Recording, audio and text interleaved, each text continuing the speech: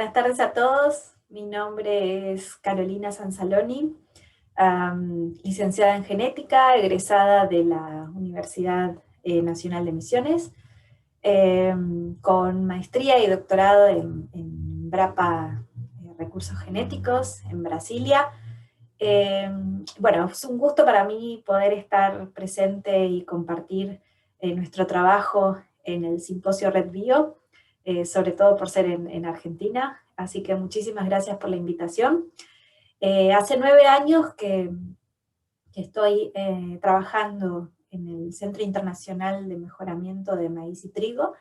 Y bueno, hoy quisiera compartir este trabajo con ustedes, titulado Biodiversidad de trigo, el camino para afrontar la seguridad alimentaria y el cambio climático. Primero, bueno, en CIMMYT es un centro que pertenece al CGIAR, en cuya misión es generar ciencia aplicada al maíz y trigo para mejorar la vida de las personas.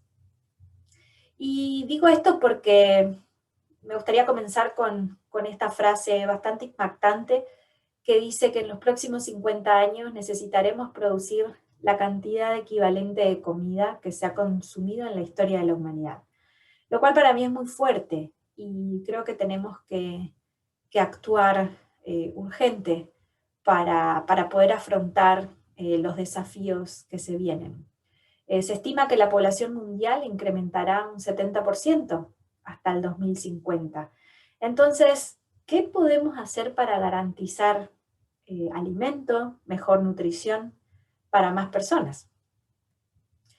Aquí en este gráfico podemos ver la tasa de incremento en la producción de maíz y de trigo, de maíz en amarillo y de trigo en marrón. Y sí vemos un incremento significativo a través de los años. Pero este incremento no, a la tasa a la tasa que va año a año, no llegaría a la demanda que se anticipa tener para el 2050. Entonces realmente hay que actuar con tecnología para poder inclinar esa curva hacia arriba. Y creemos que una manera de hacerlo es utilizando los recursos genéticos. Y en realidad esto es una cosa negativa que tenemos, que es el incremento de la población, pero hay muchas otras. Y como por ejemplo el cambio climático, encontramos áreas con muchísimo calor y sequía, hay un incremento significativo en calor y sequía, disminución de los nutrientes, los suelos son cada vez más pobres, se están viendo una escasez de agua, una disminución en la energía y también un aumento en la urbanización, por lo tanto una disminución en la disponibilidad de suelos fértiles para plantar. Pero tenemos algo a favor, y son los recursos genéticos que aún han sido poco utilizados. Y creo que se necesita enfocarse un poquito más en esto. Como les mencioné antes, estamos afrontando muchos desafíos para la seguridad alimentaria y sobre todo para nutrición. Y para esto, para contrarrestar esto, los mejoradores requieren de variación genética para poder mejorar las características de interés, sea calor, sea sequía, sea resistencia a enfermedades, etc. Entonces, los bancos de germoplasma son una reserva de variación genética muy, muy valiosa. Bueno, algunos con una variación muy valiosa, otras pueden ser neutrales, otras deleterias, pero existe muchísima variación disponible en estos bancos de germoplasma. Entonces, el objetivo de este estudio es identificar accesiones y variaciones alélicas nuevas que tengan un potencial valor para el mejoramiento y para introducirlo en los programas de mejoramiento. Primero debemos entender las colecciones. En el CIMMYT tenemos 2 bancos de germoplasma, uno de maíz con un poquito más de 29.000 accesiones y uno de trigo con algo de más de 150.000 accesiones de trigo. Pero no se pueden fenotipificar todas las accesiones para entender las características de cada una. Entonces acudimos a a la genotipificación como una opción eficiente, imparcial y de bajo costo. Y de eso les voy a hablar un poquito hoy. ¿Qué desafíos hay en el uso del germoplasma? Bueno, hasta hoy uno de los grandes desafíos fue la falta de información relevante. Entonces, cada accesión viene con datos de pasaporte, que no todas las veces es completo. Y en esos datos de pasaporte viene el país de origen, la especie en algunos casos, latitud, longitud de colecta, pero realmente no dice mucho más que eso. Entonces no nos dice si es resistente a una enfermedad, no nos dice si es tolerante a la sequía o al calor. Entonces para un mejorador es como ir a un supermercado, representado aquí, para un mejorador es como ir a un supermercado sin etiquetas. Entonces, si quisiéramos encontrar, no sé, una lata de arvejas, tendríamos que empezar a abrir lata por lata y ver cuál tiene arvejas dentro. Entonces, esto es más o menos los desafíos que tiene un mejorador a la hora de ir a un banco de germoplasma. Imagínense un banco de germoplasma de trigo con 150.000 accesiones. ¿Por dónde comenzamos, no? Si queremos encontrar accesiones tolerantes a sequía, por ejemplo. Entonces, es un desafío muy grande. Lo que hacemos a través del proyecto Seed of Discovery es etiquetar estas latitas de supermercado, por así decirlo, y ponerles en esas etiquetas información útil, características genéticas, en donde a través de, no solo esas características, sino a través de un kit de herramientas, ese kit de herramientas significa que tengo datos genotípicos, datos fenotípicos, herramientas de visualización de grandes datos, bases de datos, software de análisis, etc. Todo estas herramientas, como le decimos toolkit, sirven, ayudan al mejorador a tomar una mejor decisión, más precisa, más eficiente y reducir tiempos y costos.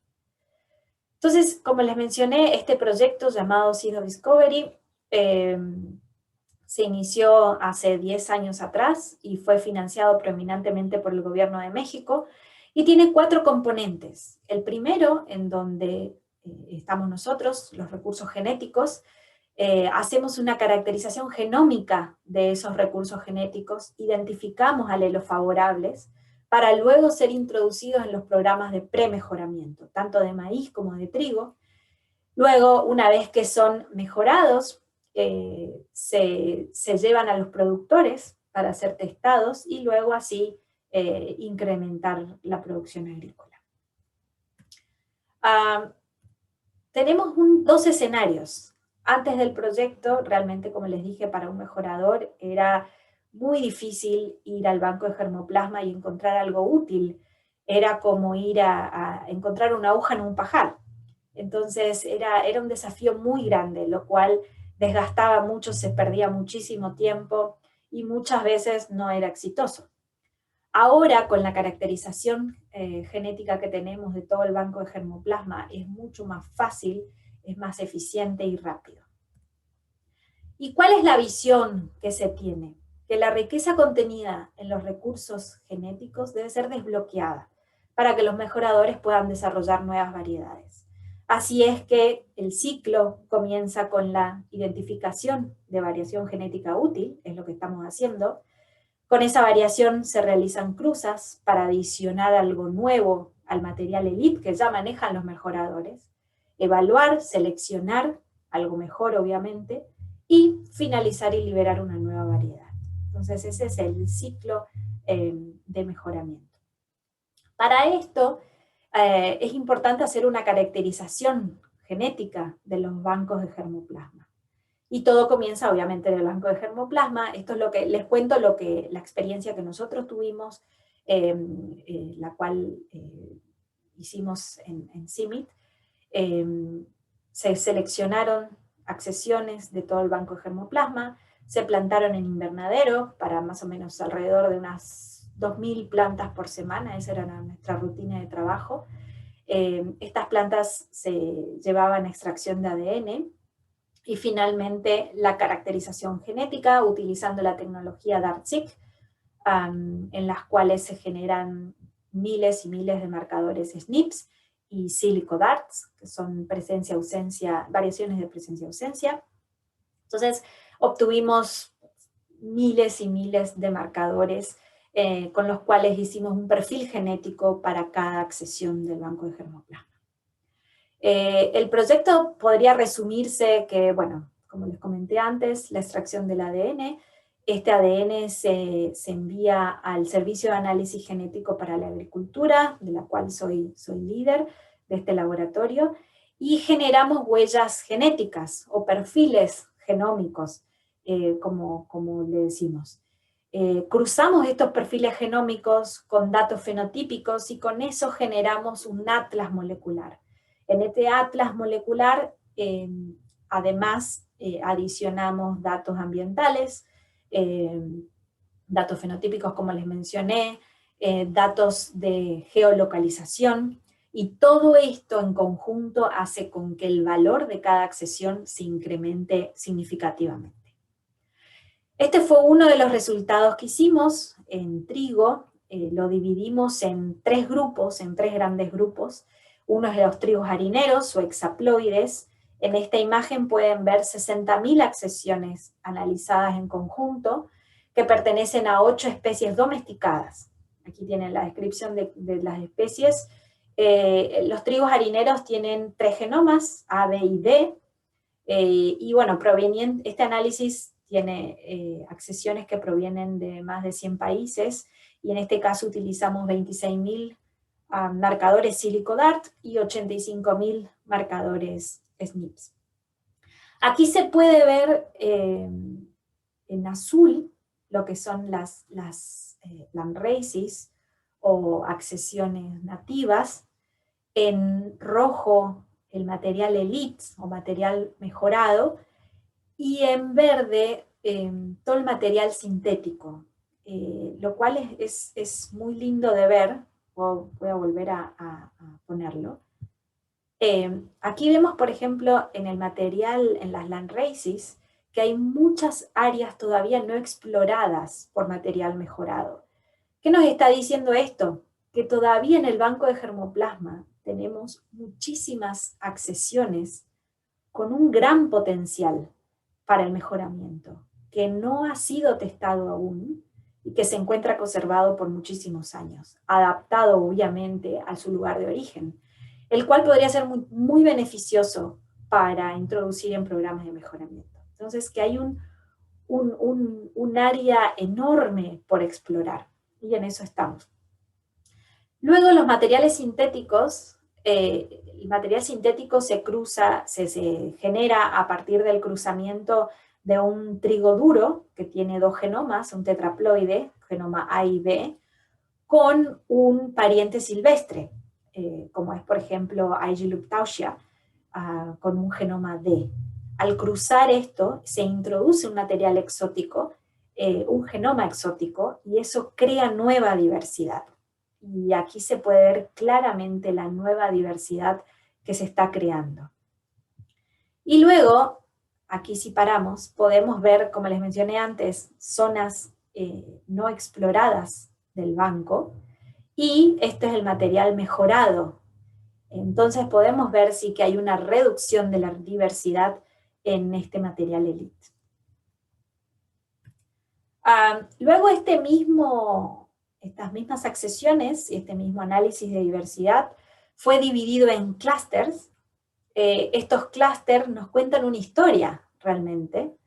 Si comenzamos con, por ejemplo, en 2 clústeres, nos dividen el material moderno del material original.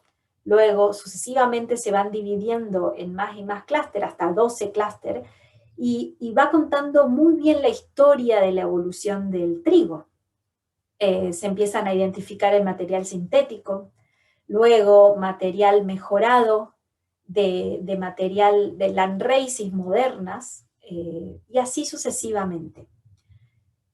Entonces, con este estudio de clúster hicimos un análisis de FST en todo el genoma, FST marcador por marcador, distribuidos en todo el genoma, y se destacan áreas de selección positiva. Es decir, para cada clúster se identifican valores altos de FST que revelan las variantes que contribuyen a la separación de las dos subpoblaciones. En este caso, esta imagen representa todo el cromosoma 3, y quisimos identificar dónde estaba el gen de post-Harvin sprouting, y nos enfocamos en este gen específico. También lo hicimos con varios otros genes, pero en este caso, a modo de ejemplo, les estoy mostrando este.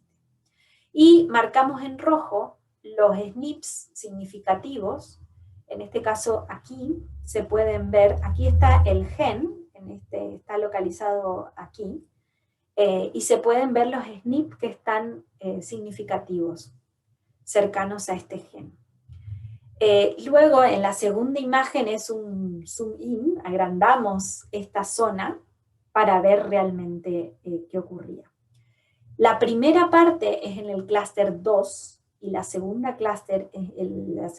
parte de la imagen es en el clúster 3. ¿Cuál es la diferencia? Aquí estamos visualizando landraces, materiales nativos, y aquí estamos visualizando materiales mejorados. Y como se puede ver es que aquí hay presencia de 4 marcadores, creo, aquí hay 2 muy juntitos, 4 marcadores SNP asociados a este gen, en cuanto que en el material elite desaparecen.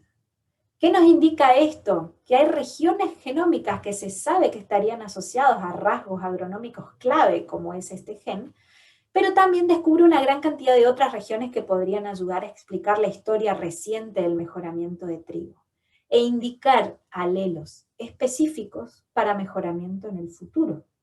¿Por qué? Porque obviamente en el proceso de mejoramiento estos alelos fueron desapareciendo.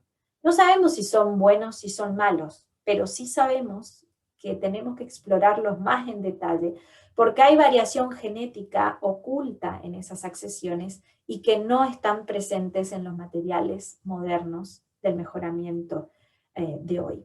Entonces eso nos indica un camino a seguir para explorar diversidad más precisa, utilizando la genómica.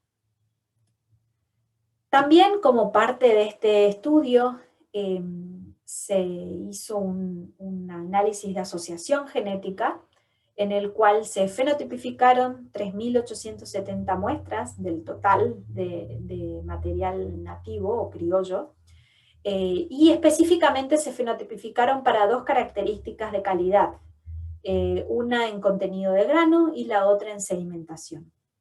Y se observaron varias regiones, en este caso 18 regiones genómicas para contenido de proteína en grano, en 12 cromosomas, y 19 regiones en el cromosoma 4 para sedimentación. Algo muy interesante es que se identificaron regiones nuevas que no habían sido reportadas antes y que provienen de material nativo o criollo. Entonces esto también nos abre una oportunidad para explorar estas características muy importantes como es la calidad del trigo, y ver que aún hay muchísima, no solo variación, sino características importantes que podemos rescatar y identificar más precisamente para introducir en los programas de mejoramiento genético. Un estudio similar se hizo en los trigos duros, en los trigos tetraploides. Los trigos duros son los que se utilizan para hacer las pastas, las galletas, y aquí se encontró algo un poquito diferente. Nuevamente, el azul nos muestra las landraces, el rojo nos muestra el material elite, y aquí nos sorprendió ver también material elite entre las landraces, lo cual nos indica que la presión de selección no fue tan fuerte en los programas de mejoramiento de tetraploides, de trigos duros, como fue en los trigos harineros, porque aún se conserva mucha diversidad en el material mejorado.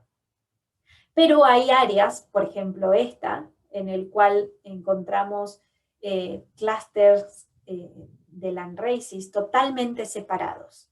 Y estuvimos investigando más a detalle de qué se tratan, y son accesiones provenientes de Etiopía, por ejemplo. Etiopía es una región un poco aislada, un centro de diversidad muy fuerte, y un poco aislada en el intercambio de material genético. Entonces, bueno, encontramos muchísimo sentido a ese aislamiento también en el estudio de diversidad.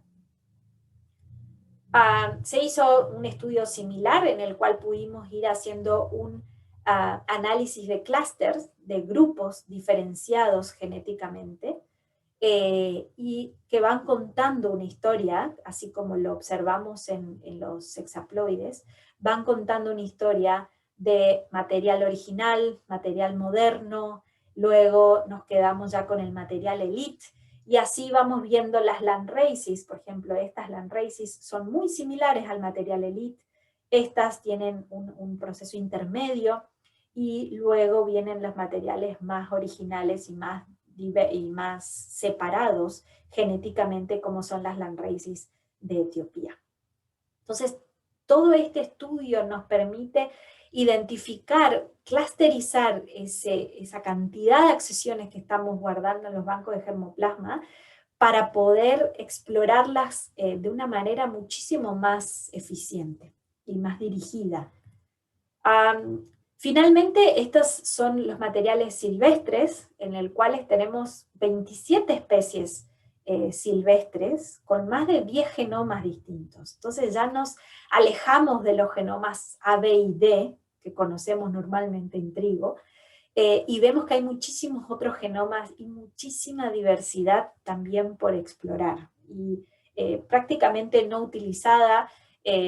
Solamente se utilizan en los programas de trigo sintéticos para introducir justamente genomas exóticos dentro del material elite. En este caso hay casi 4.000 accesiones, como les dije, 27 especies, 23 del género Aegilup y 4 del género Tritricum. Y bueno, se utilizaron, como les dije, varios miles de marcadores, 61.000 marcadores Silico-Dart y 55.000 marcadores SNP. Lo que se observa aquí es una excelente diferenciación de genomas. Entonces se pueden diferenciar muy precisamente los genomas. Por ejemplo, para darles un ejemplo, aquí estos en celeste son el genoma D de Tausia, uno de los componentes del genoma del trigo moderno, que como les dije, el genoma A, B y D. Bueno, el origen del genoma D del trigo moderno es de esta especie, que es Aegilup tausia. Aquí encontramos A, B, y así podemos seguir obteniendo más genomas como el M, G, W, etc. Esto nos indica que si vemos en la evolución del trigo, tenemos el genoma A, B, luego se incorpora el genoma D para el trigo moderno, pero esto nos indica que realmente estamos hablando de esta región y esta última región. Y tenemos muchísimo, muchísimo más por explorar. No decimos que todo sea útil y todo sea beneficioso para el mejoramiento, no. Pero sí tiene un gran potencial sobre todo para resistencia a enfermedades nuevas que están apareciendo. Se ha probado que los materiales exóticos incorporados al mejoramiento para características útiles han tenido muchísimo suceso. Entonces, creo que abre un área ahora con la genómica, un área muy, muy buena para poder apuntalar todos estos desafíos nuevos que estamos teniendo y volver al banco de germoplasma de una forma, como les repito, más eficiente, y extraer accesiones que puedan ser incorporadas a los programas de mejoramiento. Todo este trabajo lo pueden encontrar en un paper publicado a fin del año pasado, en el cual, bueno, se muestra toda esta caracterización del banco de germoplasma, y las oportunidades que esto ofrece. En conclusiones, bueno, como les mencioné, se caracterizaron más de 80.000 accesiones del banco de germoplasma. Olvidé mencionar que no es solamente el banco de germoplasma del CIMMYT, sino también el banco de germoplasma de ICARDA. Identificamos más de 300.000 marcadores polimórficos de alta calidad, de los cuales alrededor del 72% alinearon de forma única en el genoma de referencia, y un 50% están vinculados a genes directamente. En los hexaploides, como les mostré recién, las líneas ELITE y los derivados sintéticos muestran grupos genéticamente distintos, y muchas razas locales y regiones genómicas permanecen aún inexploradas. Y ese es un área que nos interesa muchísimo para continuar estudiando. En los tetraploides, los programas de mejoramiento tienen una mejor representación de la diversidad, pero aún hay áreas de las cuales podemos explorar diversidad. En el análisis de la diversidad de los parientes silvestres, vemos una clara diferenciación de los genomas y de especies, lo cual nos muestra claramente una excelente aplicación de la genómica para este tipo de análisis, en el cual hay veces que hay problemas de diferenciación de especies y podemos aplicar genómica para resolver estos problemas. El análisis de FST, variante por variante, a través de todo el genoma, resalta perfectamente áreas de selección positiva, indican alelos objetivo, entonces alelos target que podemos ir a identificar para incorporarlos en el mejoramiento futuro. Y finalmente el análisis de GWAS identifica posibles regiones genómicas de interés que controlan características de calidad, en este caso, y todas estas características provienen, o estas regiones genómicas, perdón, provienen de material exótico o de accesiones nativas. Bueno, con esto finalizo. Muchas gracias por su atención y me encantaría escuchar preguntas, opiniones, sugerencias y comentarios. Muchas gracias. Ahí les dejo mi mail también para cualquier contacto. Estamos a su disposición. Gracias nuevamente.